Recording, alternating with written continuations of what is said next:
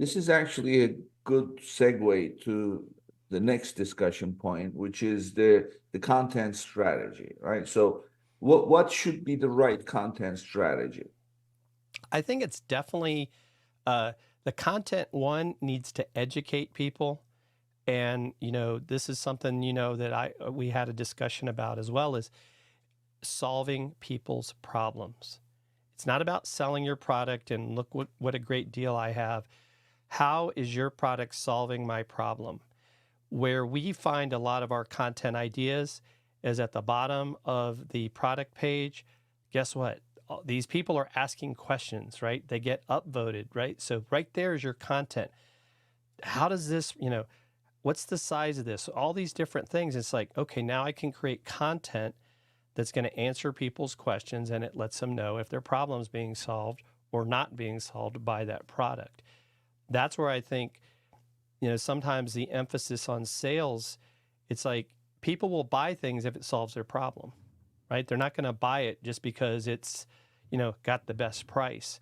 And because you have the challenge of ad spend on Amazon potentially, squelching your product, or you have to spend a lot of ad dollars to get it up there in ranking. And I know how important ranking is. What can you do to get more eyes on that? And for us, it's creating the content that, solve, what problem are we solving with this product?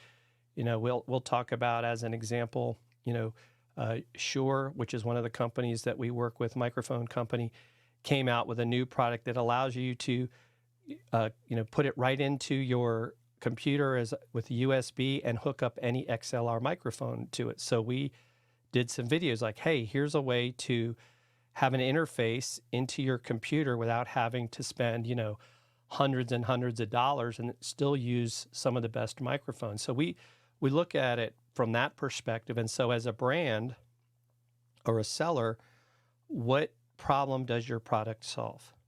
Mhm. That's where I think that the content strategy needs to revolve around that. And the people are telling you what their questions are. And we've talked about this as well before. YouTube is the second biggest search engine, and that's where people usually go to find answers to their problems. So I think the strategy of taking that same content that can go on Amazon and putting it on YouTube is a great way to drive traffic to Amazon as well. Well, I mean, I just heard a great strategy. I mean, you mention it and then you move on very in a very subtle way. But it's so powerful that your content is in the questions that people are asking. So really, if you compile a list of those questions, and then some of those questions are repeats, just asking a different way, but compile a list of unique questions that people want to know the answer to. And then you create a video for each one of those questions, short videos. I mean, that's a huge impact in terms of establishing your value. Because if anybody is going to write you a check, it's not because it's such a great deal Mm-hmm. until you establish the value of what you are offering. So, and these videos will help you establish the value of your products by addressing a specific need that somebody was expressing, and it makes it not only relevant but also authentic, so people know there is, you know I'm doing a program totally unrelated.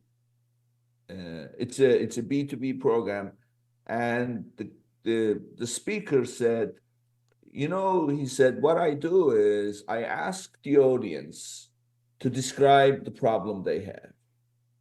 And then he says, I take those words and then write a blog article or create a short video. He says, because if I was to write something or talk about it myself without hearing from them, I would be using my words. And what I want is I want to use their words. And when I use their words, then they connect with what I'm talking about. So that's what you are getting at. And this is very powerful to use those questions. The other thing that I heard you is have them record the videos and then you distribute it across your own channels, not only theirs, right? So talk about that a little bit more because it's very subtle. Yes. So as an example, we did a Roku video where, we're unboxing it, talking about how to set it up, put that video on Amazon, taking that same exact video, putting it on YouTube, right? We've had 20,000 plus views of that video, of one video, right? And it's just explaining how to set up a Roku. And what's funny is I think people think we work for Roku. We actually have no relationship with them. We just, it falls into our lane of being about tech and helping people solve their problem of how do I watch TV streaming if I don't want to use my television set. And so that's where you start to see the power, going back to what you talked about, of creating that video where the title is, right, going back to that question and we're answering it. And you don't necessarily have that same capability at this point in time on Amazon. They let you put a title of your video that's maybe about 60 characters, but there's no description. And so that's where thumbnails are important, right? The thumbnail, kind of same thing, allows you to create that, this is what this video is about.